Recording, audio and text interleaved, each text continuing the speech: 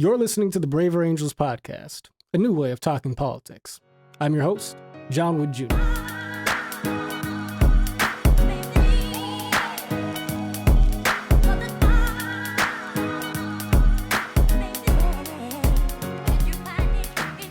Joined once again by my illustrious co-host. Sometimes he's the main host and I'm the co-host. We really don't have any set way of doing this here at the BA Pod. We're fairly egalitarian. But Ciaran O'Connor, how you doing, man? What's up, John? I'm stoked for this conversation. Ah, man, I am too. Really stoked. We are joined by a rock star of a journalist, and that's not simply because he's got a drum set in the background, if you're watching us on YouTube. Mr. Matt Taibbi. Matt Taibbi, how you doing, man? I'm doing well. How are you? Good. I'm good. And it's good to be joined by you, man. We were looking forward to this conversation. Well, thank you for having me on. Looking forward to it. Yeah, absolutely. Okay, well, let's jump in here. You're a really interesting sort of figure in the journalistic landscape because you're one of the few names that readily comes to my mind when I try to think of people who seem to, have some credibility, in or at least, kind of near the sort of the world of mainstream journalism, who is also, though, well respected by people in the center, on the right, contrarian folks on the left, people in the independent media space, the YouTubers, the podcasters, so on and so forth. Somehow or other, man, you seem to be somebody who is able to survive across ecosystems. And I think that part of that has to do with the fact that you come across as intellectually honest, concerned with the truth. You tend to go after both sides, but you seem to have a good time doing it and don't seem to take yourself too seriously. How would you describe yourself as a journalist, your attitude? Who is Matt Taibbi from Matt Taibbi's point of view?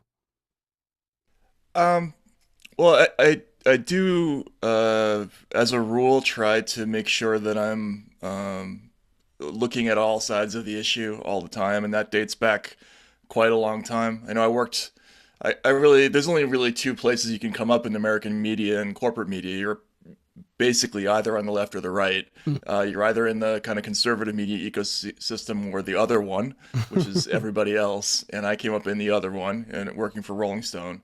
But even sort of in blue-leaning media, I always tried to make it a point to, with each story, kind of clean the slate, examine the hypothesis of whatever it is that I'm covering and make sure that there aren't any underlying assumptions that are wrong. And if the Democrats did something wrong, then I would make it a point to not leave that criticism out. I spent 10 years covering the financial crisis after 2018. I did a lot of Wall Street corruption stories.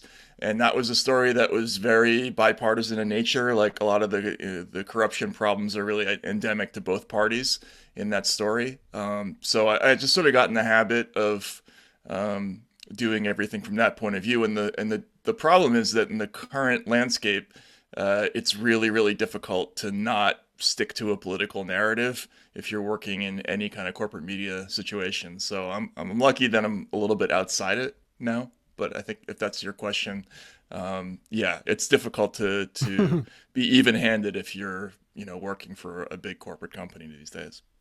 I can imagine.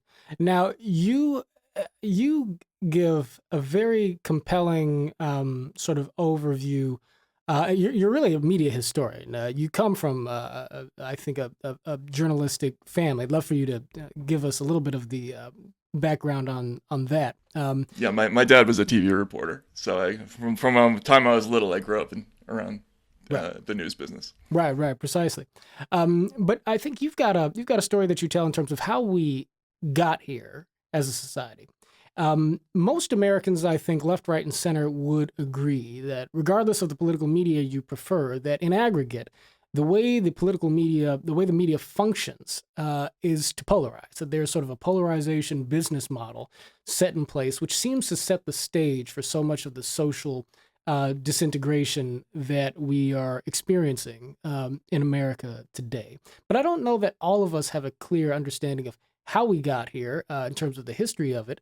I think for many of us, we just think, well, once upon a time, you had a golden era of journalism where Walter Cronkite was respected by everybody, and journalists pursued the objective truth. And, you blinked and then you looked up and it was CNN and Rush Limbaugh and Fox News. And then, the apocalypse that follows the advent of social media. But I'm guessing that story has got a few gaps in it. How do you tell this story in terms of where we've come from in media in America and how we arrived at the place we are at? Yeah, I wrote a book a couple of years ago called Hate Inc. that was about the sort of dramatic, radical change that transformed the media business beginning probably in the mid 80s and the early 90s. That when you're referring to that golden age of journalism, there was a time in this country when the news landscape was dominated really by three big television networks, ABC, CBS, NBC. There were a couple of major daily newspapers that really set the tone nationally for print coverage, the Washington Post, New York Times, etc. And the commercial strategy back then was to go after the entire audience. And it had nothing to do with ethics, really not so much to do with politics. It was really, really about money.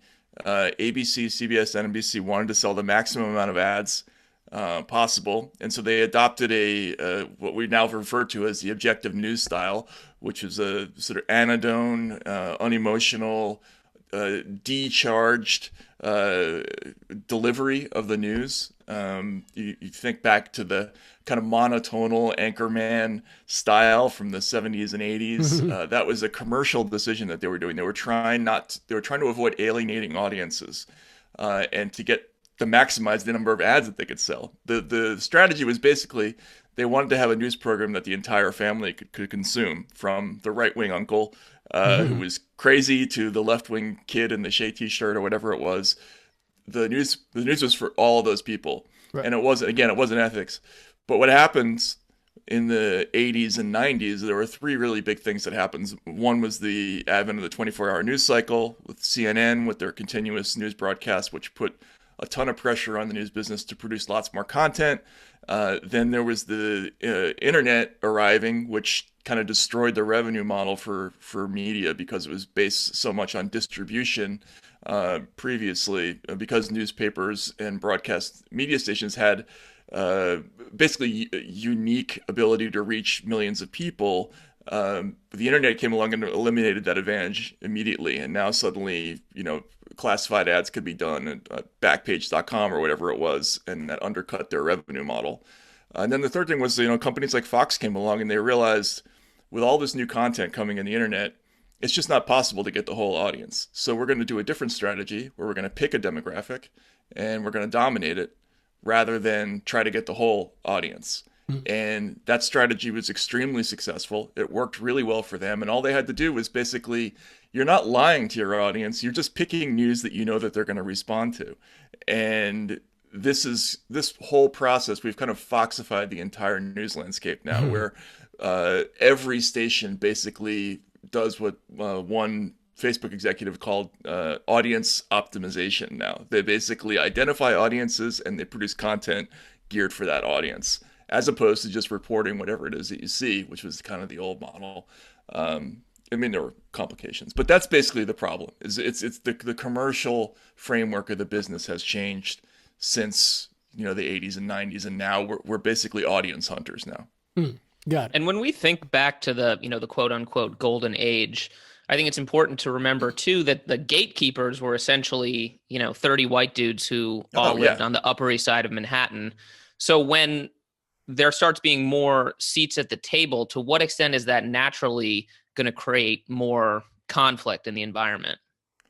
First of all, you make a great point. Like, a lot of people confuse this criticism with a longing for the good old days, which isn't at all the case. The old revenue model, the old news model was flawed in 100 different ways. They routinely misreported stories. They had all kinds of prejudices that were left in their coverage. They were incredibly militaristic. They tended to buy official propaganda, hook, line, and sinker without really challenging things all that much. and the coverage was very much geared for certain segments of society. You really didn't even see poverty on television, on the nightly newscast. In fact, I know of one reporter who did a story about a murder that happened in a small rural town, and was told to recut the interviews he had done with the poor people as stand-ups that he himself was reading, because the images of poverty were so upsetting back in the day to advertisers that they just didn't want to have it on TV. So there was a lot that was deceptive back then. But this new thing that they've replaced it with isn't really better. It's just different. It's got a lot of the same weaknesses. It just creates a different kind of product that's designed to produce a different emotional response. And unfortunately, the thing that they're best at selling is division, which is one of the reasons that we're in the mess that we're in right now. Now, it's funny. It's sort of like the equivalent of not allowing Lucille Ball and Desi Arnaz to sleep in the same bed. And Right. Exactly. sitcom and whatnot, right? It seems like if you go back to the golden age, there was sort of a need, I guess, to kind of, to perhaps present a vision of American life that was sanitized and within which there was not a great emphasis, perhaps, on criticizing the institutions too harshly. I mean, Jack Kennedy, all of his sort of personal dalliances and so forth. None of that stuff was touched, right? Oh, absolutely. And they were terrible about covering all sorts of incredibly important issues. You think about the civic uprisings in the 60s, Watts, Detroit, Newark, all those episodes. They were awful in terms of getting the Vietnam War right. It took them 7 or 8 years, really until the Tet Offensive, to really even start to criticize the war effort in any important way. And they were sort of perpetually, as you say, projecting an image that was really based on what advertisers wanted to see. They wanted to be able to sell products, and it's difficult to sell a nightly newscast that's really, really upsetting. So in fact, back in the day, it was sort of understood within the business that the production values of the commercials always had to be a little bit better than the actual newscast. So you were supposed to be kind of lulled a little bit to sleep by the actual content, because the real product Right. is the commercials, right? You're creating a kind of mental saline solution so that people can ingest these commercials. And so that there was a sense that when people watched the news, that they got this kind of falsely reassuring vision of what society was like. And that's just different from what it is now. So the story. I remember 10, 15 years ago when the decentralization of the news business was in full swing, and it was kind of the golden age of blogging and fisking and responding to people. There were a lot of folks who thought this would be a good thing. We'd have more democracy of more information. Independent voices would have a new platform. We would be giving voice to the marginalized. And in a lot of ways, what's happened is the opposite. The landscape is more fragmented, more balkanized, angrier, more fearful. What do you think it is about human psychology that's enabled this to happen, and the larger trends of breakdowns in social trust? Is it sort of like the tag wailing the dog, or how does that play out in your mind? Yeah, it's a difficult question, because on the one hand, I would say that there has been quite a lot of excellent content that's flowered because of the internet. There's a lot of aggressive, excellent independent reporting. There are so many more documentaries now than were ever made previously. You can make documentaries much more cheaply than you could previously. You don't need to have a massive corporate backer to do it. And so all kinds of stories that would never have surfaced before now can come to the forefront pretty quickly. In fact, you can become change the course of news just with a couple of images on social media now, which, there are pros and cons to that. Unfortunately, one of the problems is that, all the same dynamics that exist with people's habits when they're ingesting, say, pop culture or entertainments come into play with the news, which is that people have short attention spans. They tend not to want to read things that are personally upsetting to them, or that make them challenge their own points of view, or to ask themselves if they have any responsibility for things that are happening. Again, as having covered Wall Street, where sometimes I had to get into really long, in-depth explanations of things that had happened. You have to work incredibly hard to get audiences to pay attention past a couple of minutes on any subject.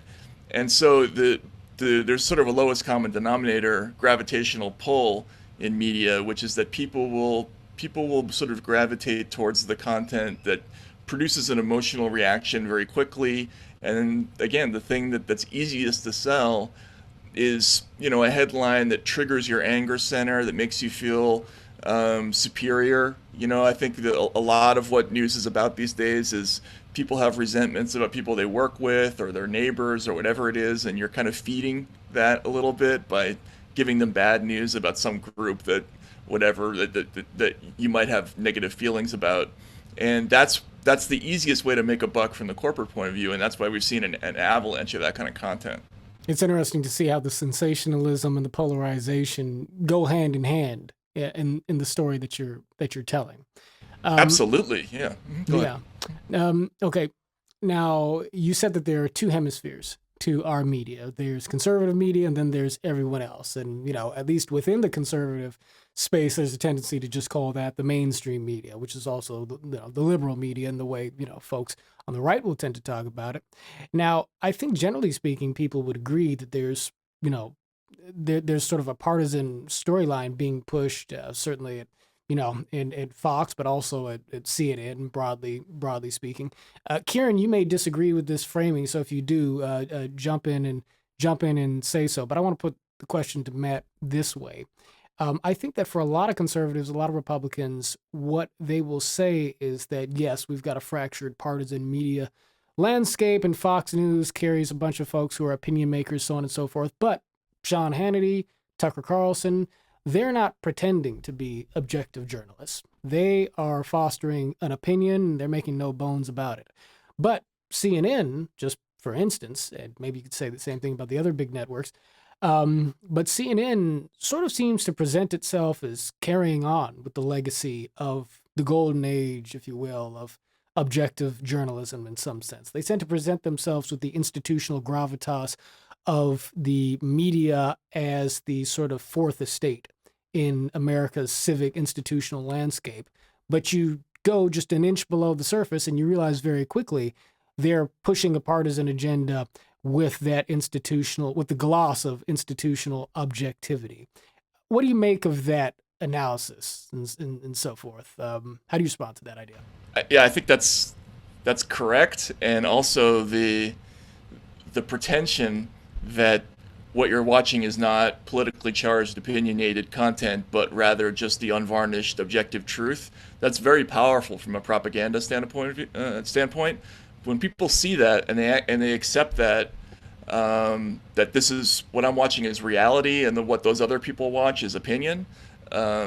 It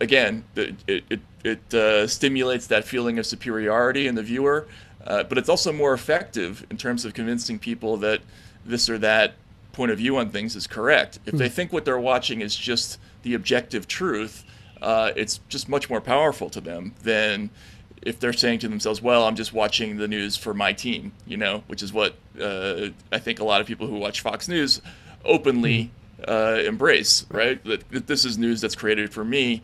That's not what a lot of people who watch CNN think. They think that they're watching, the middle of the road straight truth. And it's not that way. I think what's been borne out in the last 4 years especially is they've really accelerated the kind of partisan nature of how we collect and report news in this country. And there's two different landscapes entirely, and two different sets of facts, which is why we have such a hard time arguing with each other.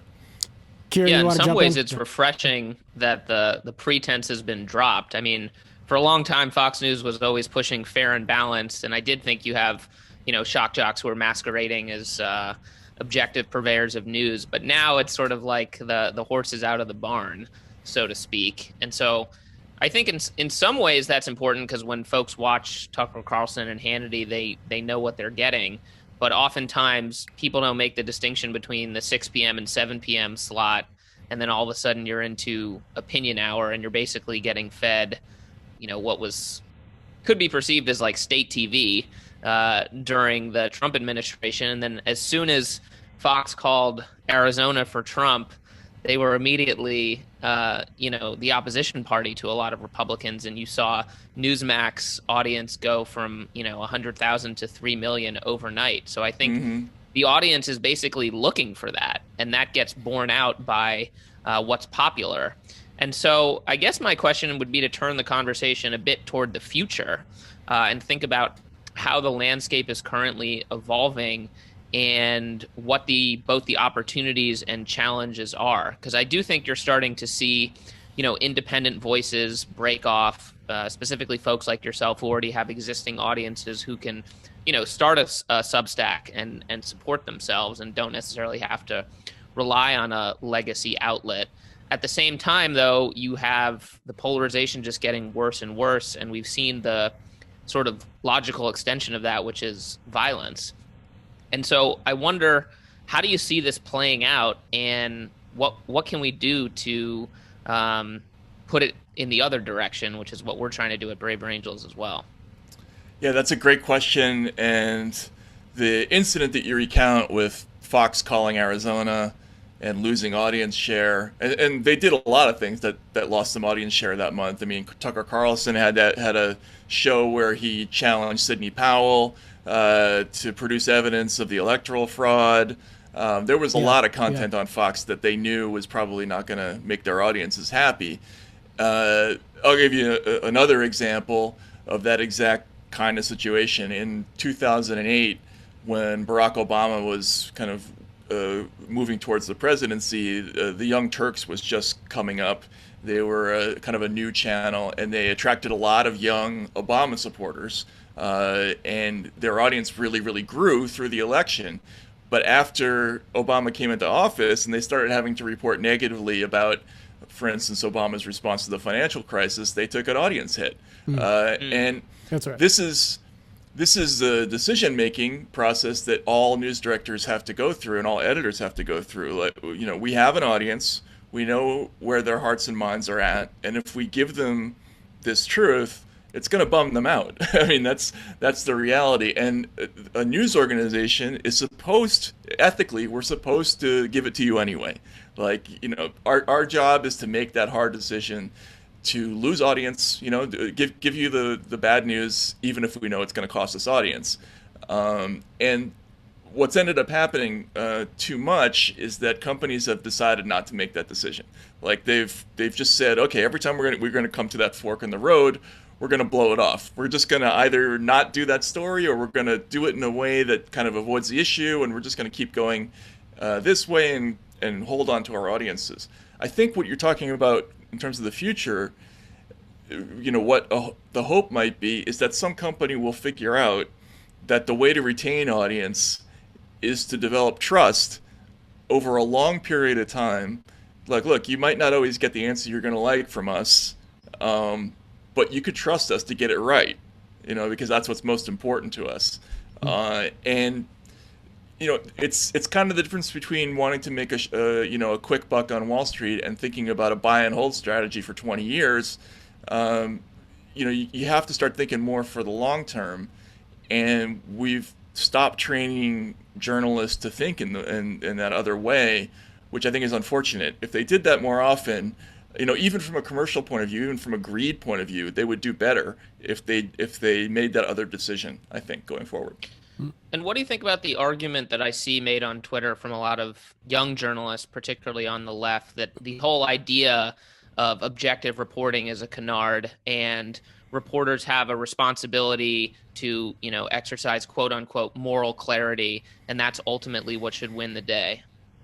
So I see that argument all the time, and it's based on a kind of faulty assumption, or it's based on the idea. I think people, when they think about what the objective style of reporting is, they think of it as some kind of mathematical construct where we have to give 50% of our space to one point of view and 50% to another point of view, and not take a point of view on whether things are true or not, and give people what they call false equivalency or false balance, right? The classic example being, when we're reporting on climate change, let's put let's give 50% of the space to the climate denier and 50% of the space to the scientist.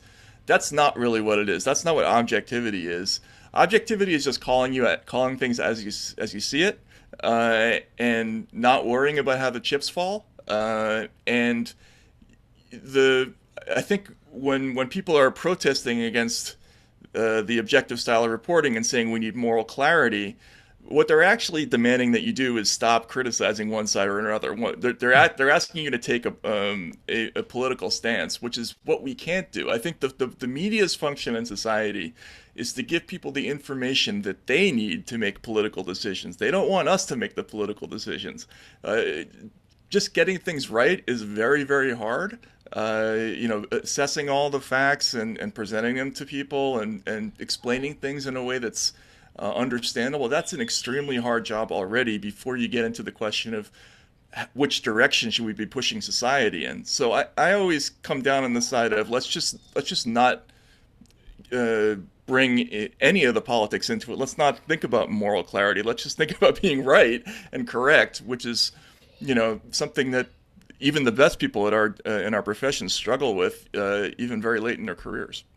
It seems to me that part of what makes this difficult in today's environment is the fact that it's sort of hard for us a lot of times now, I think, to think in terms of what the sort of placeholding value of institutions are in the first place, or for people who work in such a way as to where you may have your beliefs and your subjective point of view on something, but the function is to sort of hold a space that allows for society or democracy to be able to operate in a way that allows everybody to be able to participate in the conversation for the best ideas, hopefully to sort of win out.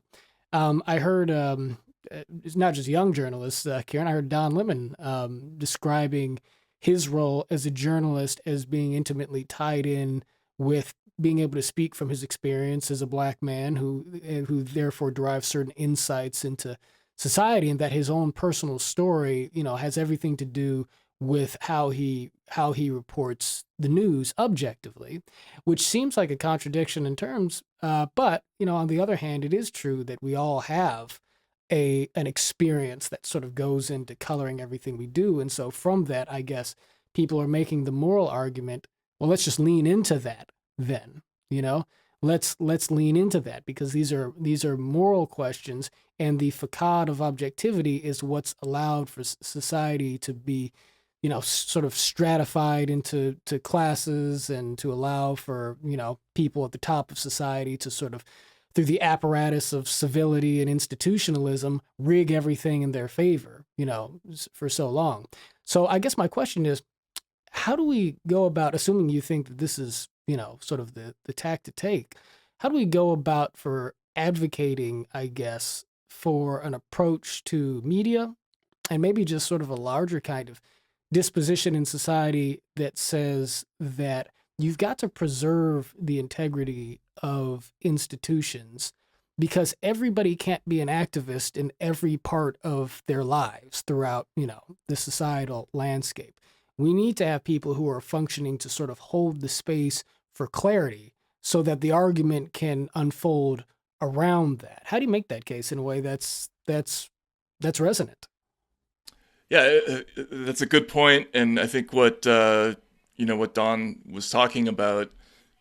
Look, you can never edit out your point of view. There's always going to be a point of view in anything you do. Every editorial decision that anybody makes is going to reveal something about what the person who made it thinks. When a news editor decides to put a story on the front page instead of on page 3, if they decide to give it a huge headline instead of a small headline, if they decide to put the Democratic quote in the 3rd paragraph instead of the 6th paragraph, if they decide to leave out certain information, if they use a triggering photo instead of no photo at all, you're always revealing what you think about a subject.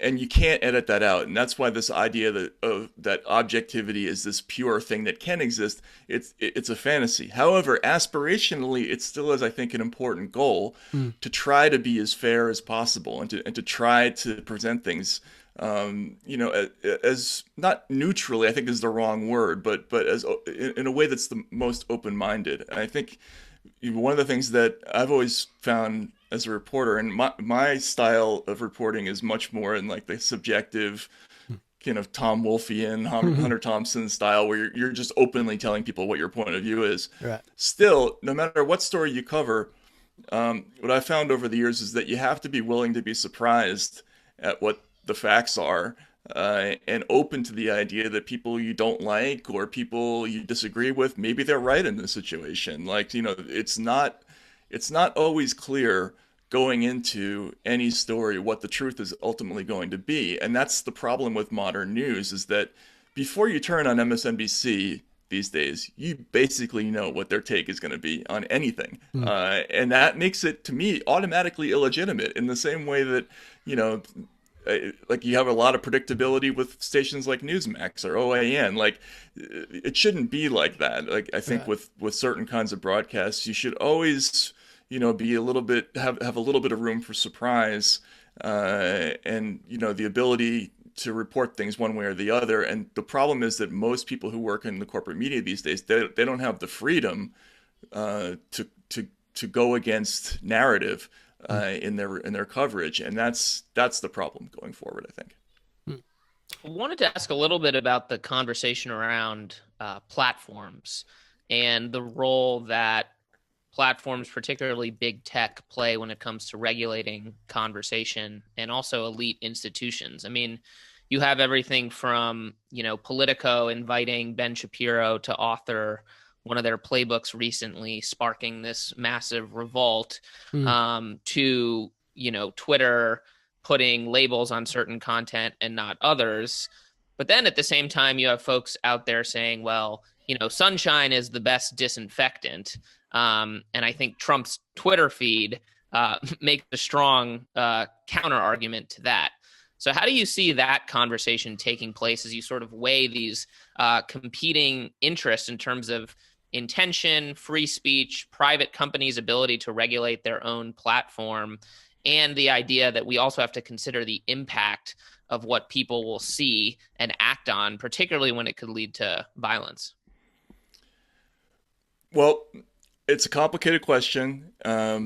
I think there's an issue here with technology being adding a variable to this conversation that Americans have had for hundreds of years about what the appropriate amount of speech is. And we've always, throughout most of our history, with a couple of exceptions, we've mostly come down on the side of believing that the answer to bad speech is more speech or better speech. You have a bad argument, bad propaganda, you overcome that by giving people better information, making a better argument, making a better case. That's why we've consistently made the bar very, very high for the government to bar certain kinds of speech. Currently, the standard is incitement to imminent lawless action. So you can actually incite people legally to violence. It just can't be right away. And the bar for things like libel and defamation, judges intentionally made that bar very, very high so that people wouldn't be dissuaded from making certain kinds of arguments. And I think the reason that that's important is because, absent an enormous amount of freedom of speech, you will have a lot of, especially official deceptions, that will go unchallenged. The most dangerous kinds of deceptions in media are not coming from little chat rooms or fringe websites. They're coming from big institutional players who are lying to the public about things like weapons of mass destruction or whatever it is. Those are the things that are devastating to society, and the only corrective for them is other speech. Basically, is for people to challenge those points of view.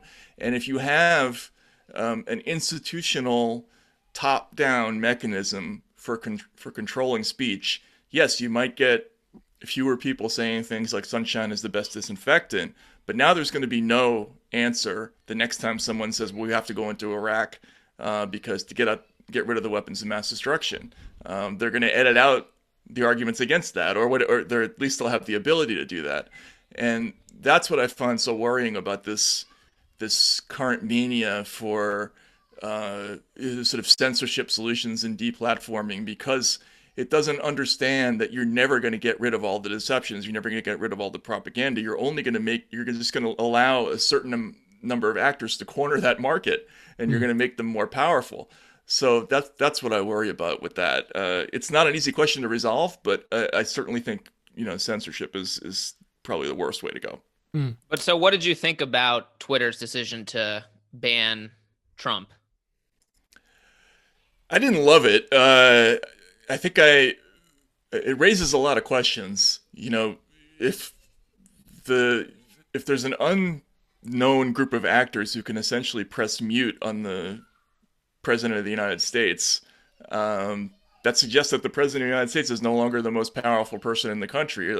And who are those people, and what's the they're not elected. There's no electoral mechanism to make sure that they're regulated in some way that's sensible. So yeah, I think, Trump, he said a lot of things that were clearly false. He, depending on your point of view, I think is a lot of the things that he said were incredibly irresponsible and probably led, directly to what happened on the 6th. But you can't throw out the baby with the bathwater. Like if you're setting a precedent that now there's an unelected group of sort of corporate oligarchs who can step in and decide when the president gets to talk to the people and when he doesn't, that's really disturbing to me. That was my first thought about that. I mean, I think we as a country, we have to have a discussion about how this is going to work going forward, because the landscape, it's just dominated by a handful of actors now. It's not like we have an equal opportunity informational landscape where there's hundreds of different news outlets giving people the news. It's really, a dozen big companies that really control the flow of information. And if they're coordinating, which they do now, that's sort of an oligarchical situation, which is very dangerous, I think. I don't want to move in a direction that may feel hyperbolic to anybody, but I do want to ask you now, you, if I'm not mistaken, you spent a fair amount of your childhood in Russia. Is that correct? In the actually, I was a young man. I moved there when I was 20. Oh, okay, got it. So you moved there. 21. And how long were you there? About 11 years. So you spent an extended period of time there. And I've heard you talk a bit about what happens, I guess, in countries where the relationship between the state and the media conspires against people's ability to speak freely. And I imagine that your experience in the former Soviet Union may impact your may inform some of your thinking. What lessons do you draw from studying other countries where this relationship has gone in the wrong direction? And do you spot particular red flags or warning flags in the landscape right now in a way that makes you worry that certain patterns you've observed elsewhere may pick up speed here? Yes, I was there for a long time. I lived and worked in Russia during a time when there was briefly a real flowering of very aggressive investigative journalism. The Russians hadn't had freedom of the press for so long that when it finally did arrive in the mid-90s, there was it was almost like the Paris of the 20s with literary voices. There were an unbelievable number of great investigative reporters who arrived in the mid-90s in Russia, and then just as quickly as they came, there was a response, first really from mafia groups and then later from the government to wipe them out and neutralize them.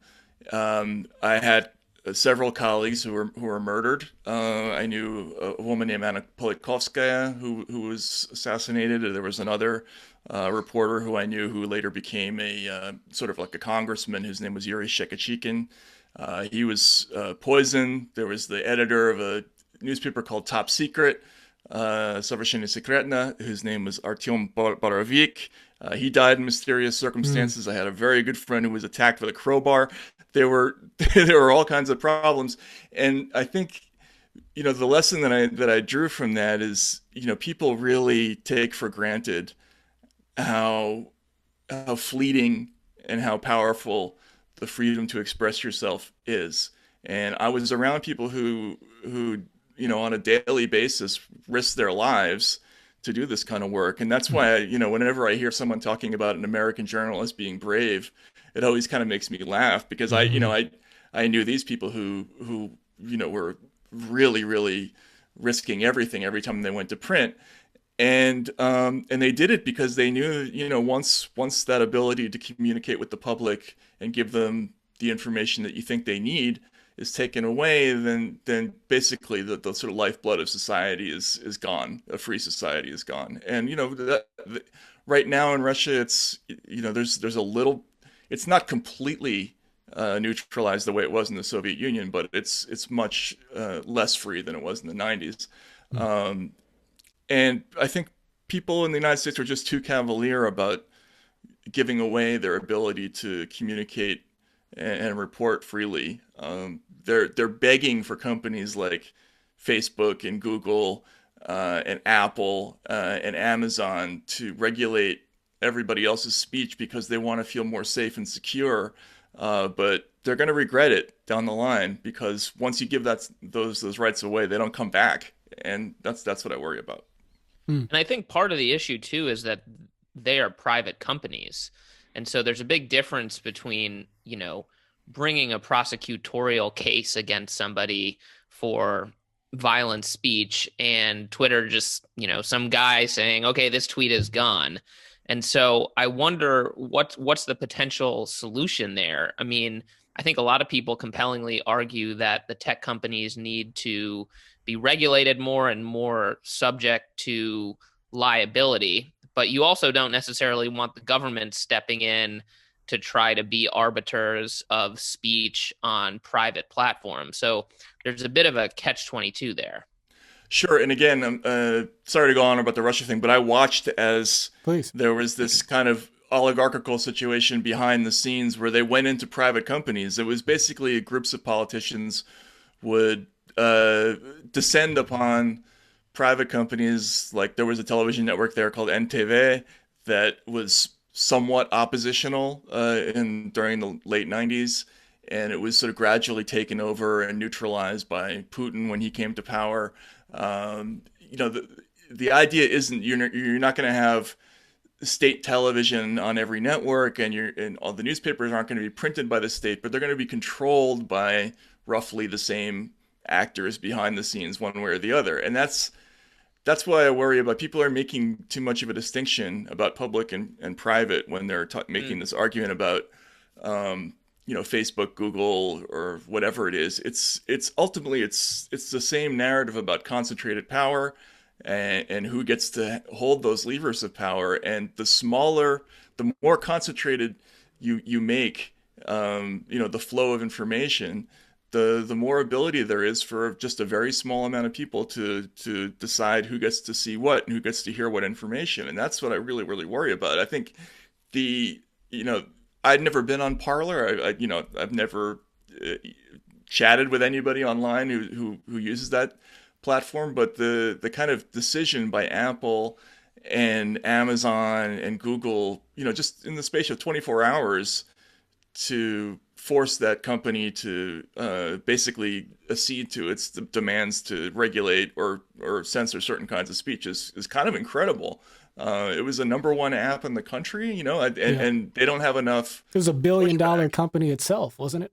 Yeah, exactly. And what does that tell you? It tells you that the institutional mechanisms are now, it's so easy to have leverage over even a very, very powerful company. Nobody has the ability to be completely secure, in their ability to speak and report these days, and that's very disturbing, I think.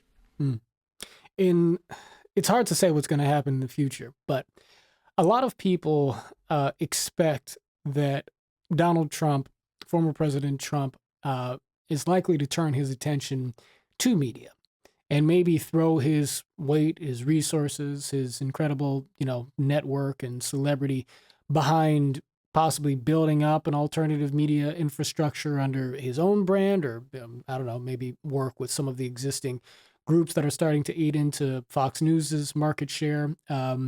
Ben Shapiro and other influential conservative commentators are calling on conservatives to essentially evacuate mainstream institutions and the media platforms, social media, etc., in favor of building up their own structures if they can do it.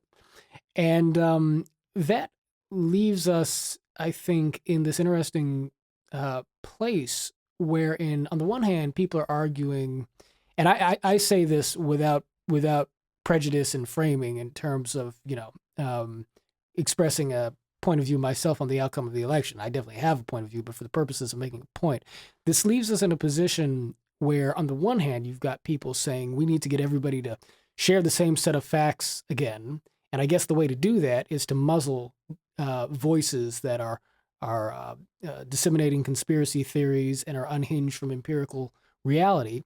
But in doing that, it seems that one consequence of that is sort of ensuring a resurgent sort of market share for potentially new alternative spaces that you have to imagine can't be pushed to the margins of society forever, right? And so in between the legacy media outlets on the one hand and the future media empire of Trump and Newsmax and One American News, so on and so forth, I think just to bring it to our work here at Brave Angels, part of what we're trying to do is to build out sort of, kind of a civil society sort of infrastructure that gives Americans a place to meet each other and to sort of, from a place of goodwill, begin to sort of rebuild social trust, and from that reconstruct perhaps an environment of shared epistemology if we can get there. But how challenging is that project in the environment that I just articulated? Do you think that there's some reason to hope that we can do such a thing? Yeah, I think there is reason to hope, and I think the goals that you're expressing are really, really important, because the idea that you're going to get people to return to a commonly accepted set of facts just by muzzling all these other points of view is totally ridiculous. It's a fantasy that will never work. And again, not to return it to the Russian example, but when I first went to Russia in the Soviet Union, nobody read state newspapers. They did successfully block out literally all alternative points of view officially in Russia, and nobody believed it. The most powerful information in the country was self-published,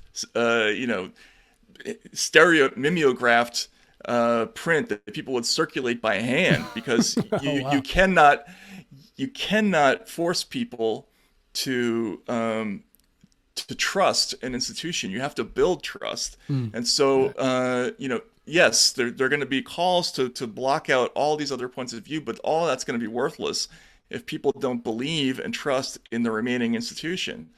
So you have to create places where people feel like they can trust the information that they're getting a fair shake, that they're being listened to, as audiences, that they're being respected, that they're not being, propagandized. Like, all those things are just as necessary, if not more necessary, than regulating and correcting all these other platforms. I think that's, anybody who's ever lived in an authoritarian society will tell you, you just can't force people to believe. I mean, maybe on some level, if it's an absolutely totalitarian situation, you can over time force points of view, but in a society like ours, I don't think that's the way to go. So I think what you're doing is the right instinct, and already, we've already seen that audiences are fleeing those traditional legacy institutions, and they're going to all sorts of independent platforms already, and they're self-selecting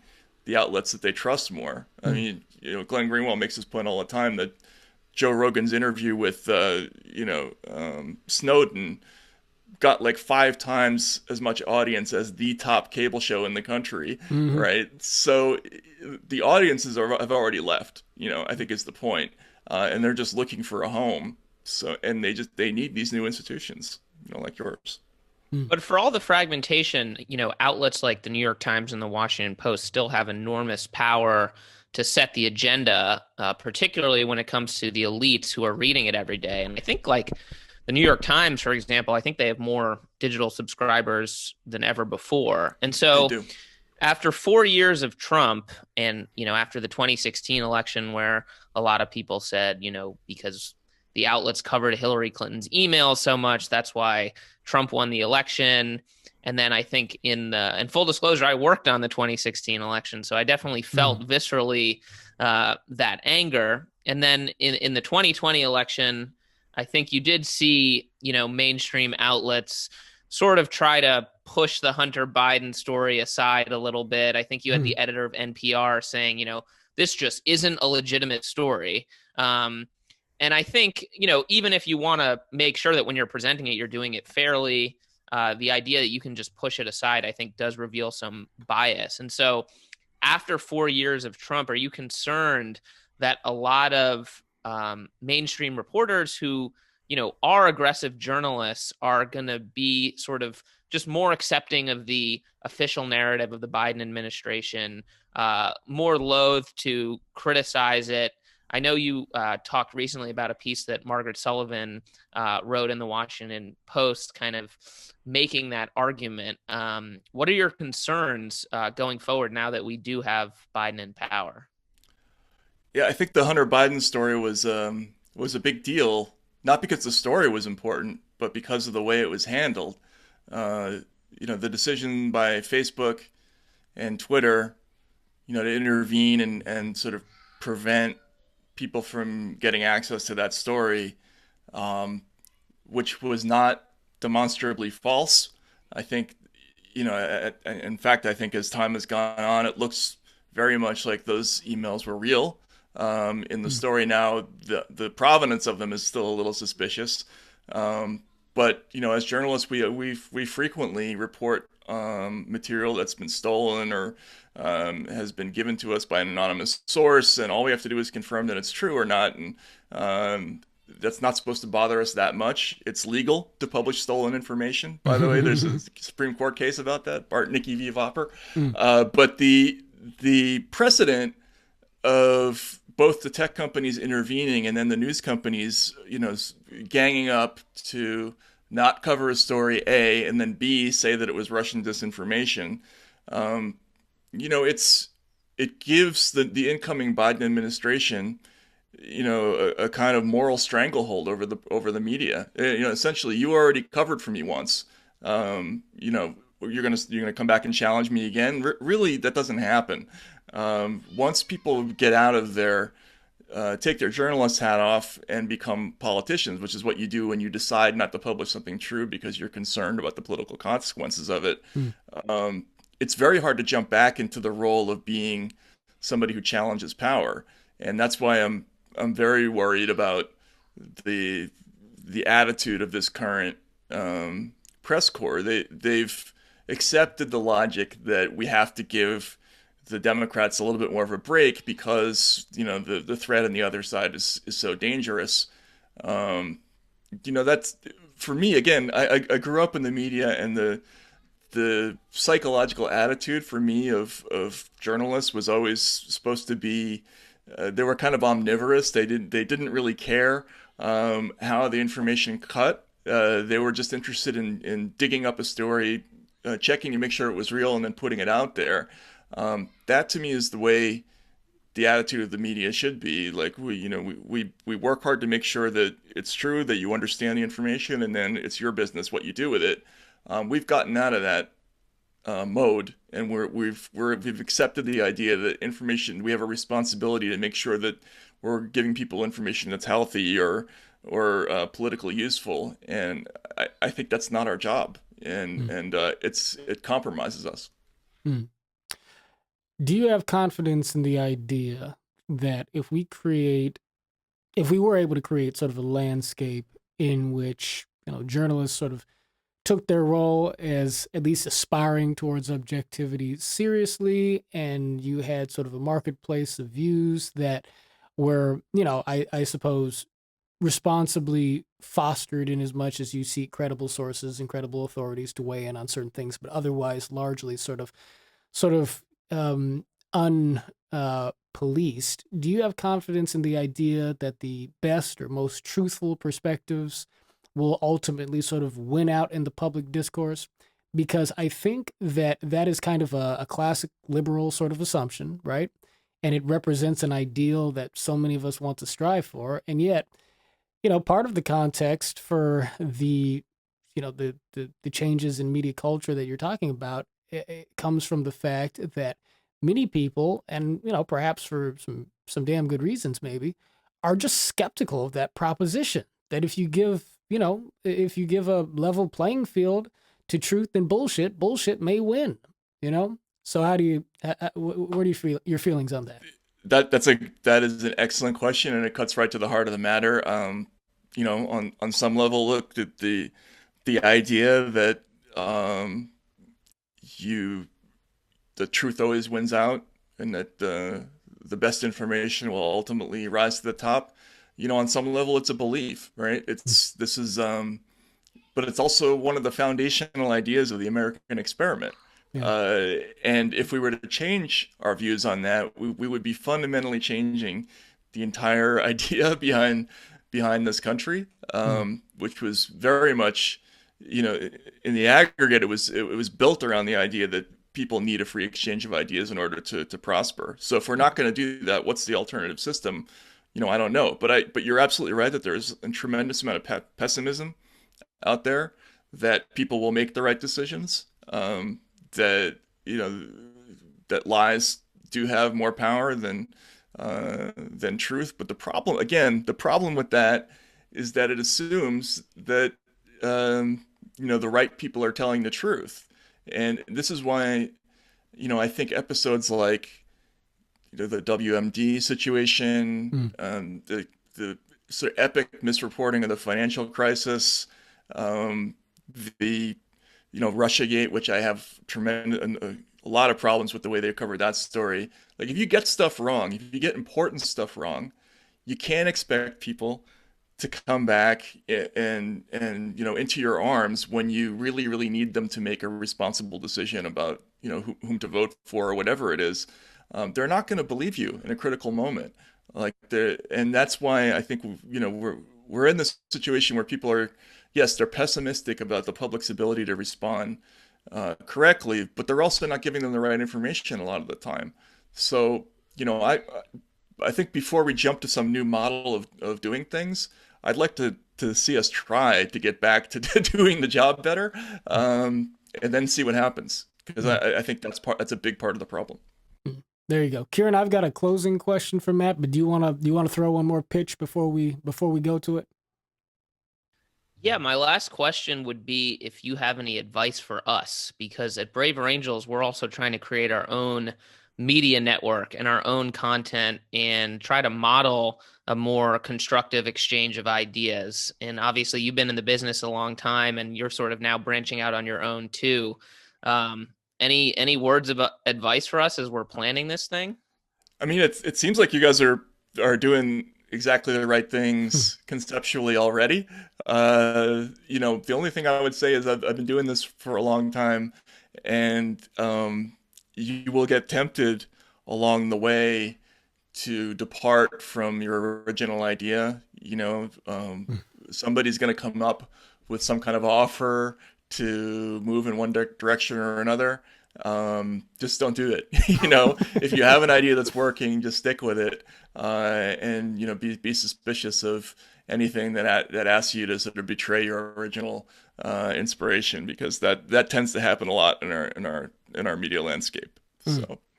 That was a good question, Ciaran. Well, here's mine. Matt, who inspires you? What are the bright spots that you see right now?